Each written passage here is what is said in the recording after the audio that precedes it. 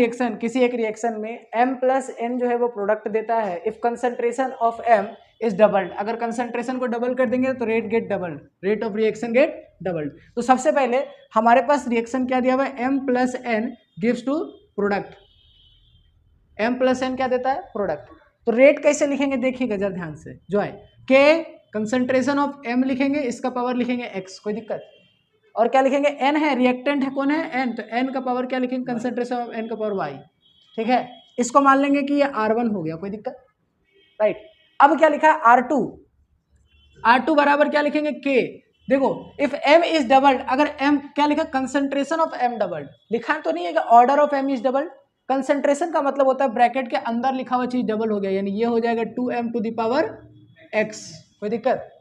And rate gate, अब n में n के बारे में कुछ बोला है क्या, n के बारे में अगर कुछ नहीं बोला तो सेम चीज छाप देंगे, बहुत आसान है, ठीक है। इसको अब ये बोल रहा है कि rate of reaction get double, रिएक्शन का रेट जो है वो भी डबल हो गया, यानी R2 बराबर जो भी पहले था वो हो गया है, तो 2R1 हो गया। इसको मान लेंगे इक्वेशन नंबर 1 और इसको मान लेंगे इक्वेशन नंबर 2, राइट।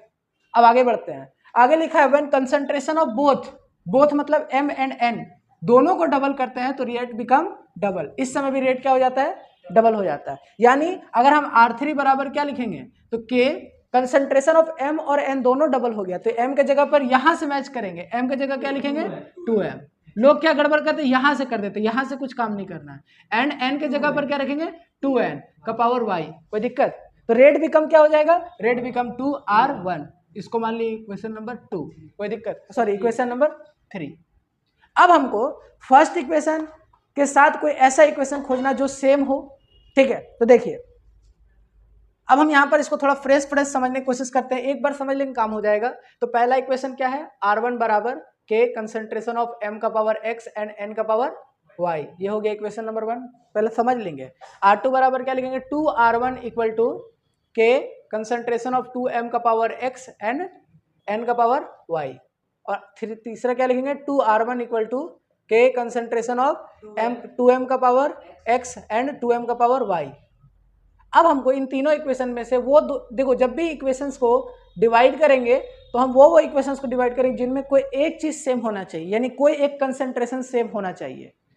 चीजों को सुनेंगे ध्यान से, क्या बोले, किसी एक का कंसंट्रेशन सेम होना चाहिए। जैसे पहले वाले में m है और सेकंड वाले में m नहीं है, लेकिन पहले वाले में n है और सेकंड वाले में n है, एक चीज मैच कर गया तो उन दोनों इक्वेशंस को डिवाइड करेंगे। तो लिखेंगे डिवाइडिंग इक्वेशन 1 एंड 2, तो 1 एंड 2 को जब डिवाइड देंगे तो R1 by 2R1 equal to क्या लिखेंगे, k कंसंट्रेशन ऑफ m का power x and y n का पावर y, ये हो गया। नीचे divided by k concentration of 2m का पावर x एंड n का पावर y। अब जो जो चीज सेम होगा ऊपर नीचे वो दोनों कट जाएगा, क्या हो गया देखिए, तो R1 k से k ny कट गया, तो यहाँ पर क्या आ गया, ये आ गया 1/2 इक्वल टू, इधर डिवाइड देंगे तो ये आ जाएगा 1/2 टू द पावर x, कोई दिक्कत।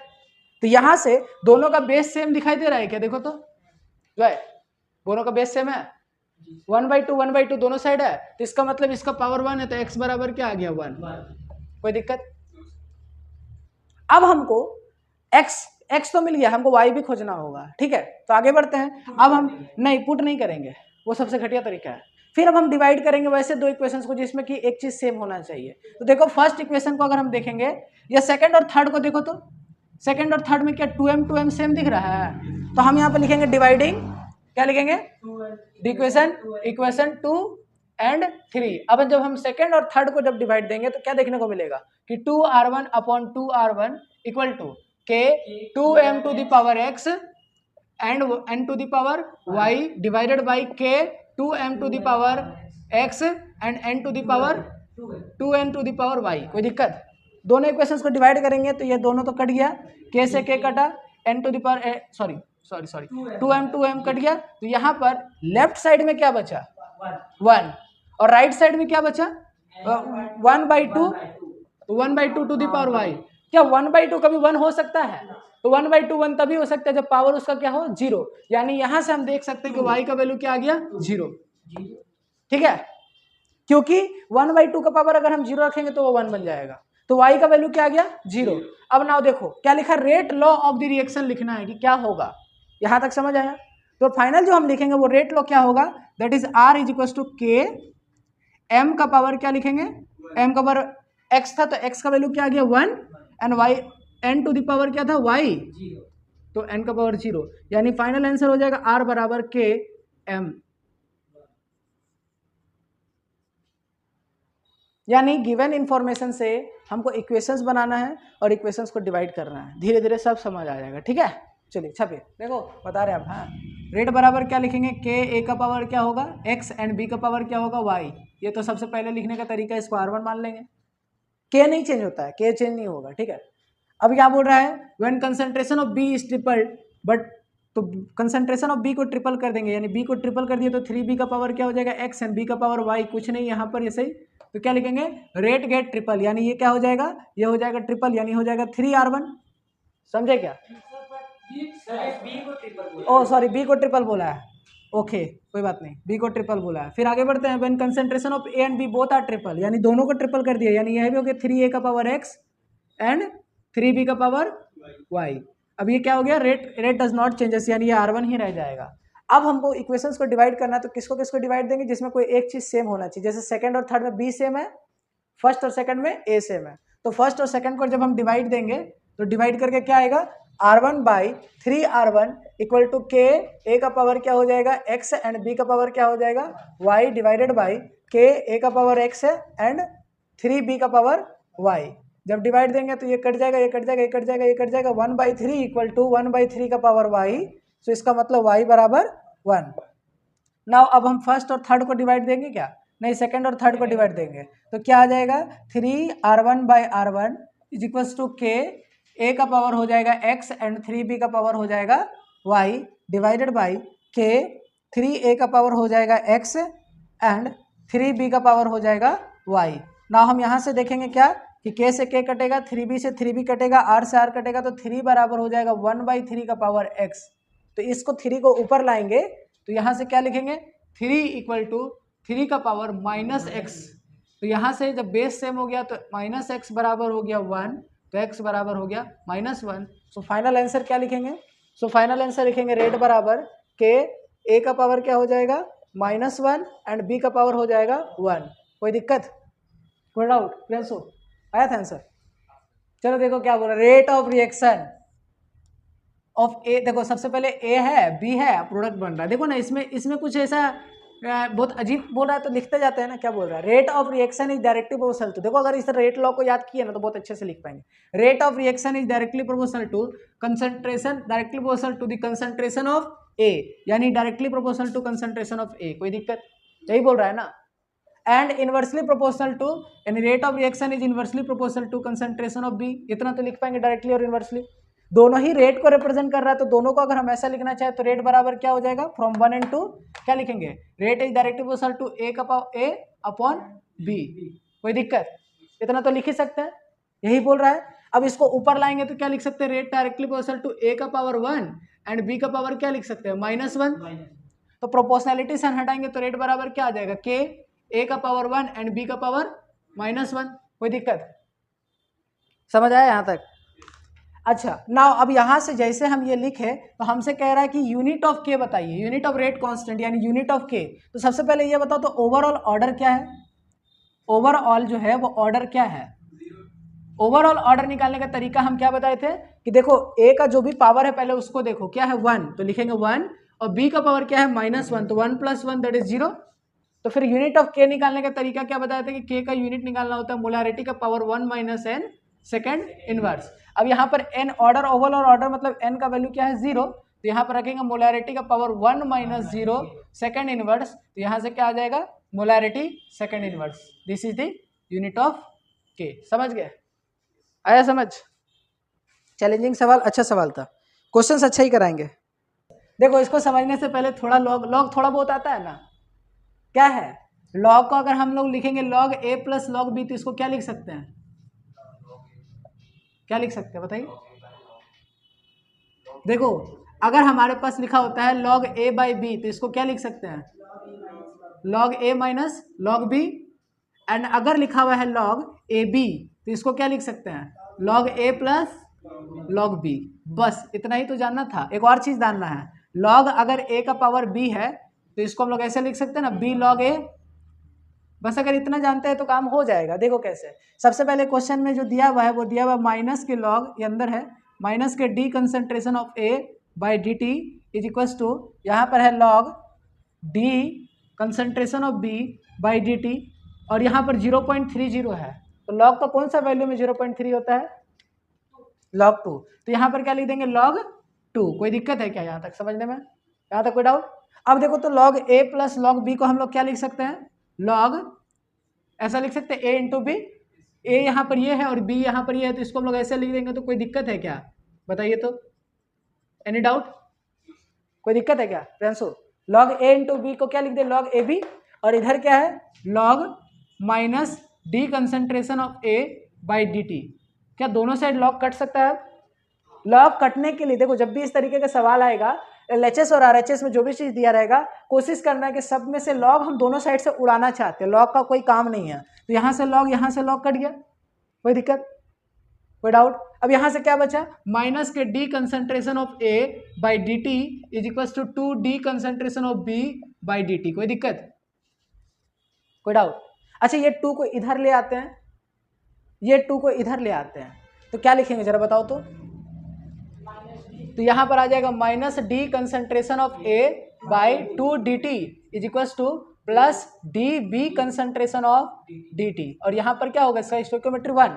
तो इसका मतलब है कि जब ऐसा कुछ कर लिखा रहता था तो यहां पर अगर 2 आ गया है, इसका मतलब ये x कहीं ना कहीं 2 होगा।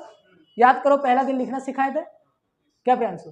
तो x का वैल्यू यहां से क्या आ जाएगा? x का वैल्यू आ जाएगा 2 एंड y का वैल्यू क्या आ जाएगा बताओ?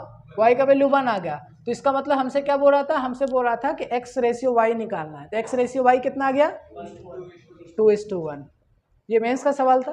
अगर क्लास में पढ़ रहे हैं तो मेंस का सवाल बनना चाहिए। समझ गए लॉग वाला क्वेश्चन? अप्रोच क्या है? देखो सेम सवाल आएगा ये जरूरी नहीं है, बट हमको उसमें अप्रोच लगाना है कि क्या सोचना है। तो जब भी left side log right side log रहेगा तो कोशिश करना है कि पहले एक तरफ सॉल्व करके लॉग को काटना है, क्योंकि लॉग का कोई काम इस चैप्टर में नहीं है। समझ गया? क्या है? Log D concentration of a by D T, और इसको क्या लिखेंगे? ये हो जाएगा log 2, और ये क्या आ जाएगा? log 3। यहाँ क्या आ जाएगा? Plus log D B concentration by D T, है ना। अब ये दोनों लॉग को हम क्या कर देंगे? यहाँ पर कॉमन लॉग मतलब log a इंटू बी कर देंगे, तो ये हो जाएगा 3 D B by D T. और यहाँ पर ये दोनों को कॉमन कर लेंगे तो यहाँ पर क्या आ जाएगा? log 2 D A by D T minus में। अब ये वाला हम दोनों साइड लॉग को उड़ा देंगे, तो D concentration of a by D T यहाँ पर आ जाएगा 3 इज इक्वल टू हो जाएगा D B concentration by D T, और यहाँ आ जाएगा 2, है ना। तो यहाँ पर माइनस, तो यहाँ पर जो एक्स वाई है इसका मतलब x का वैल्यू हो गया 3 एंड y का वैल्यू हो गया 2। तो आंसर आ जाएगा x रेशियो y मतलब 3:2। ठीक है, कोई दिक्कत? चलिए हम क्या करेंगे, सबसे पहले हम इसका रेट लिखेंगे। रेट लिखना कैसे सीखे हैं? रेट बराबर क्या लिखते हैं? और इससे क्या निकालना? Find overall order of the reaction. निकालना क्या है? Overall order of the reaction, यानी n निकालना है। ठीक है, देखिए रेट बराबर क्या लिखेंगे? k कंसंट्रेशन ऑफ NO का पावर क्या हो जाएगा? x। रिएक्टेंट कौन है? NO, तो power x, and reactant H2 है तो पावर क्या लिखेंगे? y। ठीक है, अब यहाँ पर एक एक ना ऑब्जर्वेशन किया गया है। पहला बार जब ऑब्जर्व किया गया तो रेट बराबर क्या दे दिया है? 7 into 10⁻⁻9 equals to k concentration of NO का वैल्यू क्या लिखेंगे? 8 इंटू 10⁻⁻5 का पावर x, एंड H2 का पावर क्या लिखेंगे? 8 इंटू 10⁻⁻5 का पावर y। इसको मान लेंगे इक्वेशन नंबर 1। फिर सेकंड डाटा जो दिया गया है, सेकंड डाटा को पुट करेंगे। रेट बराबर कितना दे दिया है? 2.1 into 10⁻⁻8 equal to k 24 into 10⁻⁻5, और यहाँ पर क्या दिया है? 8 इंटू 10⁻⁻5 का पावर y। इसको मान लेंगे इक्वेशन नंबर 2। कोई दिक्कत? सिमिलरली थर्ड ऑब्जर्वेशन को लिखेंगे 8.4 into 10⁻8 equal to k concentration of 24 into 10⁻5, और यहाँ पर क्या लिखेंगे? 32 इंटू 10⁻5। इसको मान लेंगे y, इसको मान लेंगे इक्वेशन नंबर 3। कोई दिक्कत?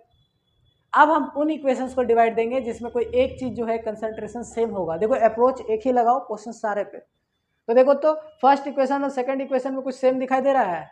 Yes, concentration of H2 same दिखाई दे रहा है, तो लिखेंगे डिवाइडिंग इक्वेशन 1 एंड 2। यही वाला अप्रोच थोड़ा देर पहले भी ऐसे ही लग रहा था।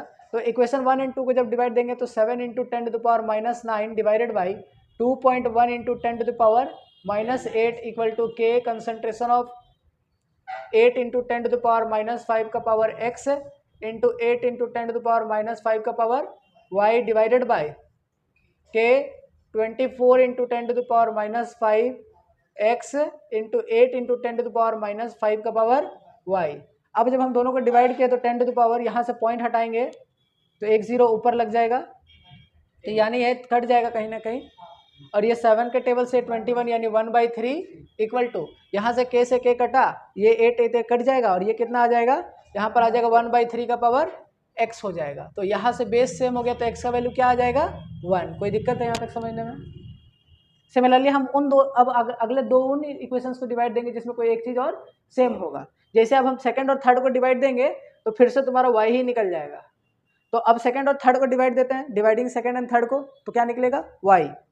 तो क्या लिखेंगे, डिवाइडिंग क्या लिखेंगे, इक्वेशन 2 एंड 3। अब जब इक्वेशन 2 और 3 को जब हम डिवाइड देंगे तो क्या देखने को मिलेगा, 2.1 × 10⁻⁻, क्या लिखा 8 -8 divided by 8.4 × 10⁻⁸ equal to K concentration of 24 × 10⁻⁵ power x है एंड y कितना दिया हुआ है 8 × 10⁻⁵ का power y divided by K concentration क्या दिया है 24 × 10⁻⁵ का पावर x एंड y का वैल्यू कितना है 32 × 10⁻⁵ का पावर y। जब हम इस दोनों को डिवाइड देंगे k से k कटेगा 10 बार, यहाँ पर ये आ जाएगा 1/4 और यहाँ पर जब हम डिवाइड देंगे तो 10⁻⁻5 10⁻1/4, तो यहाँ पर आ जाएगा दोनों साइड आ जाएगा 1/4 इक्वल टू 1/4 का पावर y, तो y बराबर आ जाएगा 1, है ना? कोई दिक्कत है क्या यहाँ तक समझ में? x भी आ गया y भी आ गया, मोक्ष की प्राप्ति हो गई, क्योंकि ओवरऑल ऑर्डर बोलता है तो इसका मतलब होता है n मतलब होता है x plus y is equal to 1 + 1 that is 2। समझे क्या? आ गया आंसर। अब आता है कि सर इतना मेंस में लिखेंगे तो बहुत टाइम नहीं लग जाएगा, तो अब लगाएंगे इसका जुगाड़, पहले इसको छाप लो फिर इसका जुगाड़ बताते हैं। अब देखो ना इसका जुगाड़ कैसे लगाएंगे, देखना एकदम मस्त तरीके से, ठीक है? एकदम लगेगा तुम लोग फिर बोलोगे ना कि सर इतना लॉन्ग बनाने की क्या जरूरत है, ठीक है ना? क्या क्या सीखा, एक का पावर x रखते हैं, दूसरे का पावर y रखते हैं, ये क्वेश्चन है ना। चलो देखो इसी में आंसर निकालते हैं, ठीक है? इधर देखना, इसको x मान लेते हैं और इसका पावर y मान लेते हैं, ठीक है? अब देखो ये इसको इक्वेशन नंबर 1 2 और 3, ठीक है? अब देखो तो इसमें क्या क्या सेम दिखाई दे रहा है, सेम दिखाई दे रहा है, यानी फर्स्ट और सेकंड को डिवाइड दे दो, ठीक है? वही काम करेंगे लेकिन क्वेश्चन से ही कर देंगे, ठीक है? तो डिवाइड देंगे तो क्या लिखेंगे जरा देखो तो 8 × 10⁻, अगर सेम हो गया तो नहीं लिखेंगे, क्या समझे? अगर इसका कंसंट्रेशन दोनों में सेम है तो उसको लिखना ही नहीं है, लिखे क्या लिखे 8 × 10⁻⁵ डिवाइडेड बाई 24 × 10⁻⁵, होल पे पावर क्या लिखेंगे x इक्वल टू, इन दोनों पे क्या है 7/2.1 × 10⁻⁹ डिवाइडेड बाई 10⁻⁸, इस पर तो कोई पावर ही नहीं है, कट गया यहीं से, तो 1/3 बराबर 1/3, तो x बराबर 1। ये तरीका ज़्यादा अच्छा था, ज़्यादा लिखना नहीं पड़ेगा। सेकंड और थर्ड को समझ में आया प्रियांशु? सेकंड और थर्ड को अगर हम डिवाइड देंगे तो क्या देखने को मिलेगा सर, 24 × 10⁻⁵ डिवाइडेड बाई 24 × 10⁻⁵, इसका पावर क्या था, अच्छा छोड़ो, सेकंड और थर्ड को डिवाइड देंगे तो सेम मिल गया तो लिखना ही नहीं है, समझे? जो सेम नहीं है उसको लिखो 8 × 10⁻⁵ डिवाइडेड बाई 32 × 10⁻⁵ का पावर y इक्वल टू, यहाँ पर इन दोनों को डिवाइड देंगे तो 2.1 × 10⁻⁸ डिवाइडेड बाई 8.4 × 10⁻⁸, कट गया, ये आ गया यहाँ पर, ये आ गया 1/4 इक्वल टू 1/4 का पावर y इक्वल टू 1/4, तो y बराबर आ गया 1। जब बहुत एक्सपर्ट हो जाओगे ना देख के बता दोगे आंसर क्या आएगा, नहीं से बताते 8 4 32 1/4 आंसर y का बराबर 1, x सॉल्व भी नहीं करना है, 30 सेकंड में ऐसे उड़ाना है, समझा? चलो छापो, ये भी छाप लो मेथड। इसमें क्या छापना, x टू y का मतलब क्या है ना कि x से y बन रहा है ना, रिएक्टेंट कौन है x और y प्रोडक्ट, यहाँ तक तो समझ आया। अगर हम इसका रेट लिखना चाहेंगे तो क्या लिखेंगे, k कंसंट्रेशन ऑफ a का पावर क्या लिखेंगे x, यही लिखोगे ना, R1 मान लेते हैं, इसको R1 मान लेते हैं, है ना। अब क्या बोल रहा है, फॉलो सेकंड ऑर्डर काइनेटिक्स। देखो फॉलो सेकंड ऑर्डर काइनेटिक्स, इसका मतलब x का वैल्यू क्वेश्चन में गिवन है, देखो लिखा है x to y follow second order kinetics, यानी x का वैल्यू 2 हो गया है, समझ गए क्या। अच्छा, if concentration of x is increase to 3 times, increase to 3 times, यानी इंक्रीज कर दिया गया कितना टाइम्स, 3 टाइम्स, तो 3 टाइम्स कर दिया तो इसका मतलब क्या हो गया, R2 बराबर K लिखेंगे, कंसंट्रेशन ऑफ 3 टाइम्स कर दिया, यानी 3 का 1 कर दिया होगा, इसका स्क्वायर कर दिया होगा, कोई दिक्कत। 3 टाइम्स का मतलब है कंसंट्रेशन को 3 टाइम्स किया, ऑर्डर को 3 टाइम्स नहीं किया है ना। लिसन अच्छे से पढ़ेंगे थोड़ा क्वेश्चंस को। के यहाँ क्या आ जाएगा 9a का स्क्वायर, तो यहाँ से क्या आ जाएगा 9ka का स्क्वायर। अब ये देखो तो ka स्क्वायर क्या है, R1 है, ka स्क्वायर R1 है, तो R2 बराबर हम यहाँ सब्सिट्यूट कर दे तो R2 बराबर 9R1 आ जाएगा, यानी rate increases, effect the rate of reaction increases, क्या लिखेंगे 9 टाइम्स। देखो फर्स्ट वाला जो इक्वेशन है उसको हम लोग कहीं पुट कर दिए, समझ गए, कोई दिक्कत, कोई डाउट आया, समझ, प्रॉब्लम है, समझ आया ना, बहुत आसान था, बेसिक सवाल था। चलिए reaction A plus B gives to product concentration of A, concentration of B and rate of reaction. Concentration of A बराबर दिया हुआ 0.5 मोलर, B बराबर दिया हुआ 0.5 molar and rate of reaction बराबर दिया 1 × 10⁻²। कंसंट्रेशन ऑफ A बराबर दिया 1 मोलर, यहाँ पर कंसंट्रेशन 1 मोलर एंड यहाँ पर दिया हुआ 4 × 10⁻² मोलर, यहाँ पर 1 मोलर, यहाँ पर 4 मोलर, यहाँ पर 2 मोलर, यहाँ पर 0.5 molar, 8 × 10⁻² and 8 × 10⁻²। Find over the rate law of the reaction. क्या find rate law of the reaction, rate law of the reaction, find rate law of the reaction. चलिए देखिए, पहले रेट बराबर क्या लिखेंगे, के, कंसंट्रेशन ऑफ ए का पावर क्या लिखेंगे x एंड बी का पावर क्या लिखेंगे y, ठीक है। अब एक एक करके सारा वैल्यू को पुट करते जाएंगे, फटाफट आंसर आता जाएगा। तो सबसे पहले जो डिटर्मिनेशन से रेट ऑफ रिएक्शन है 1 × 10⁻² के, ए का पावर क्या आ जाएगा 0.5 का पावर x एंड 0.5 का पावर y, इसको मान लेंगे इक्वेशन नंबर 1। दूसरा है 4 × 10⁻² इक्वल टू के, कंसंट्रेशन ए का पावर 1 का पावर x एंड बी का पावर 1 का पावर y, इसको मान लेंगे क्वेश्चन नंबर 2। थर्ड को क्या लिखेंगे 8 × 10⁻² बराबर के, 1 का पावर x एंड 2 का पावर y, इसको मान लेंगे क्वेश्चन नंबर 3।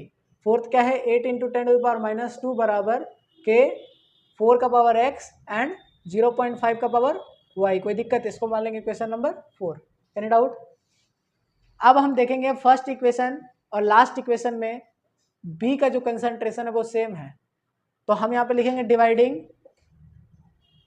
Equation 1 and 4। अगर 1 एंड 4 को जब हम डिवाइड देंगे तो क्या देखने को मिलेगा कि इधर में LHS में 1 × 10⁻² डिवाइडेड बाई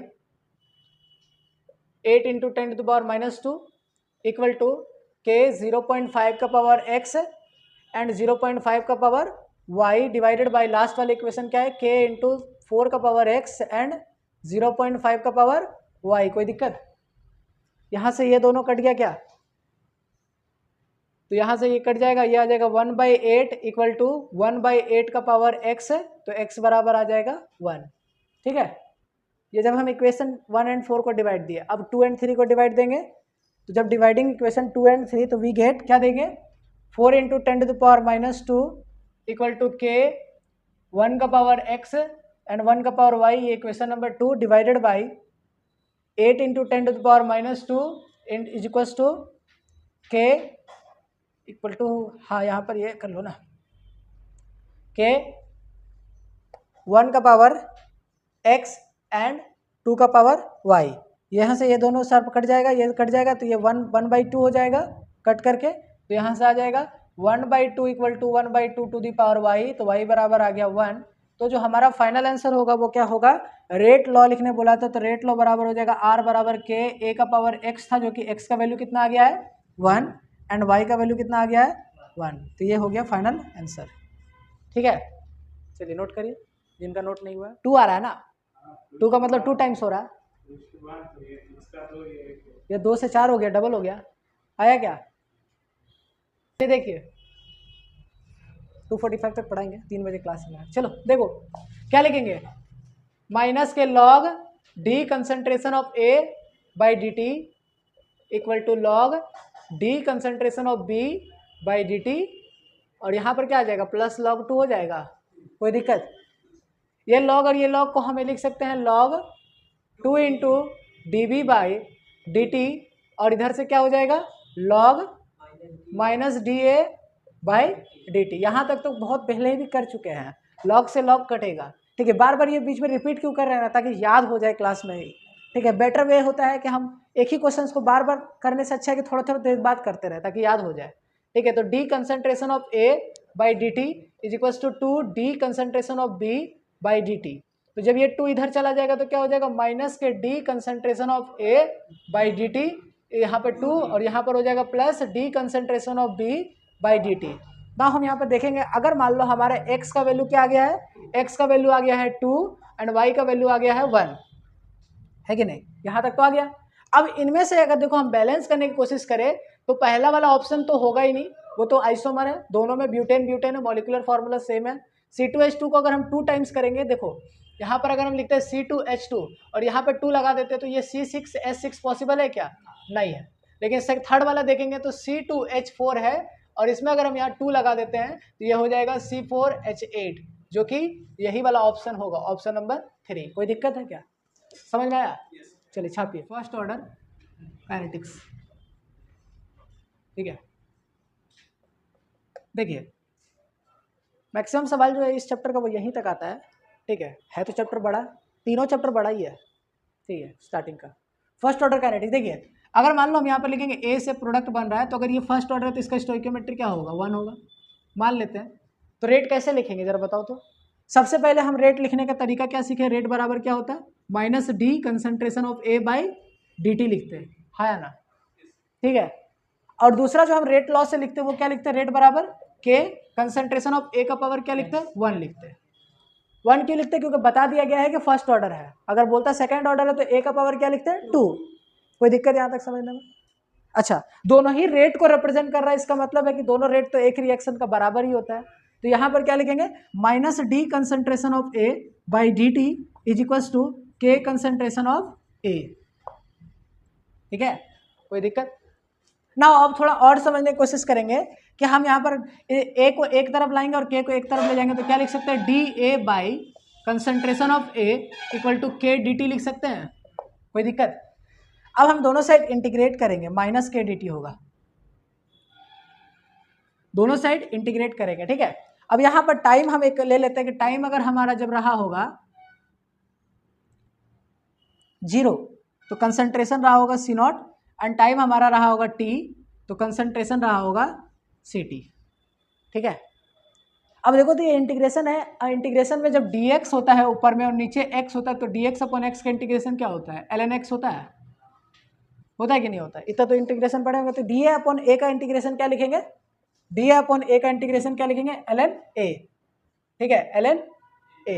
यहाँ हो जाएगा ln a और यहाँ पर क्या लिखेंगे, नीचे है C0 ऊपर क्या है CT is equals to minus K और यहाँ t आ जाएगा और कहाँ से 0 से t। कोई दिक्कत? अब यहाँ पर पुट करेंगे तो क्या आ जाएगा ln CT माइनस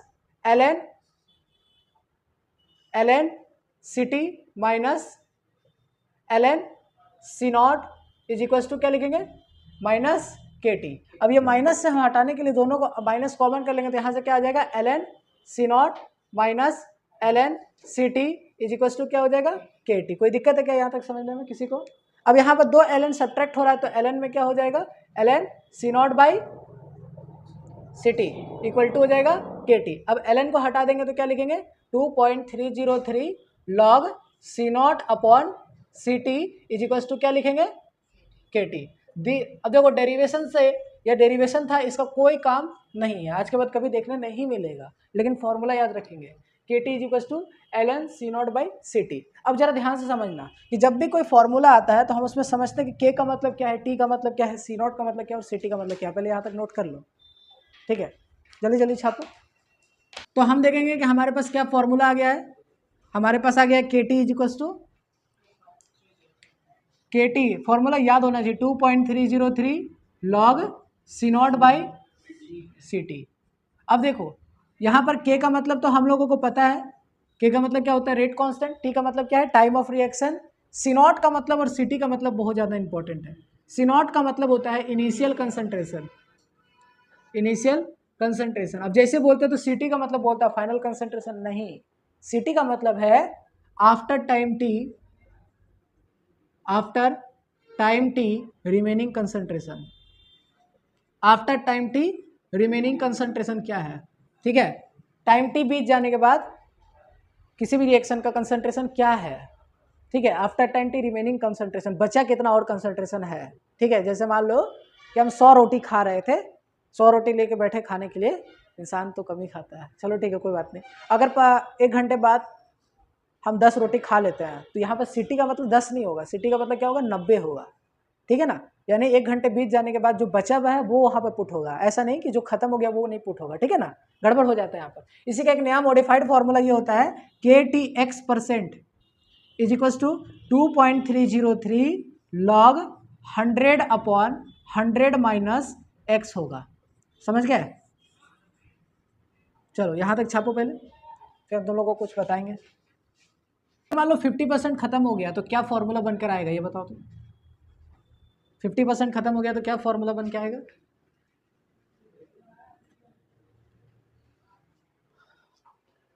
तो के टी 50% इज इक्वल टू क्या लिखेंगे, 2.303 लॉग 100 अपॉन 100 माइनस 50, एक्स की जगह पर 50% था तो 50 पुट होगा, तो यहाँ से क्या आ जाएगा, के टी 50% इज इक्वल टू क्या आ जाएगा, 2.303 लॉग, ये कट करके कितना आ जाएगा, 2 आ जाएगा, सिर्फ 2 आ जाएगा, तो लॉग 2, तो इसका वैल्यू जो होगा लॉग 2 का वैल्यू तो ये डायरेक्ट आता है 0.693, तो टी 50% जो फॉर्मूला निकल कर आ जाएगा वो आ जाएगा 0.693 बाई के, ठीक है।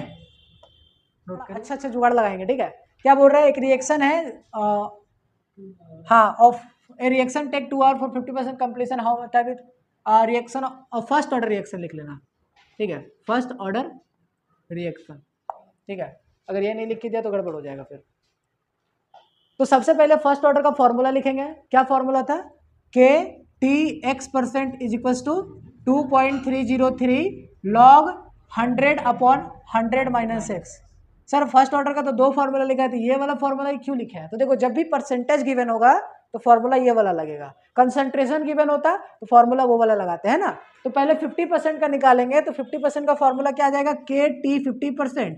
अब देखो हमें याद है तो हम यहाँ डायरेक्ट लिख सकते हैं 2.303, अभी नहीं, अगर मान लो किसी को याद नहीं आता तो क्या लिखता है, 100 बाई 100 माइनस 50, तो यहाँ से क्या आता है, K T 50% is equal to क्या लिखते हैं, 2.303 लॉग 2 लिखते हैं। कोई दिक्कत है क्या, इसको मान लेते हैं इक्वेशन नंबर 1।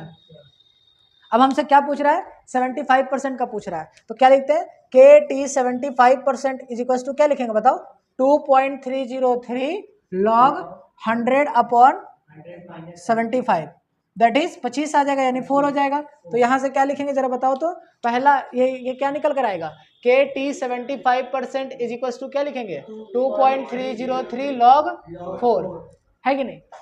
अब देखो तो यहाँ से पहला इक्वेशन और सेकंड इक्वेशन को हम डिवाइड दे देंगे तो क्या देखने को मिलेगा, देखने मिलेगा K T 50% is equal to 2.303 log 2 divided by K T 75% is equal to 2.303, और यहाँ पर log 4 को 2 का स्क्वायर लिख सकते हैं, कुछ कट रहा है क्या, 2.303 के से के कटा, तो टी 50% जो है वो 2 आवर्स दिया था, टी 75% पता नहीं, और यहाँ पर क्या आ जा रहा है, log 2 का वैल्यू 0.3, और ये क्या हो जाएगा 2 इंटू 0.3, है कि नहीं, कोई दिक्कत।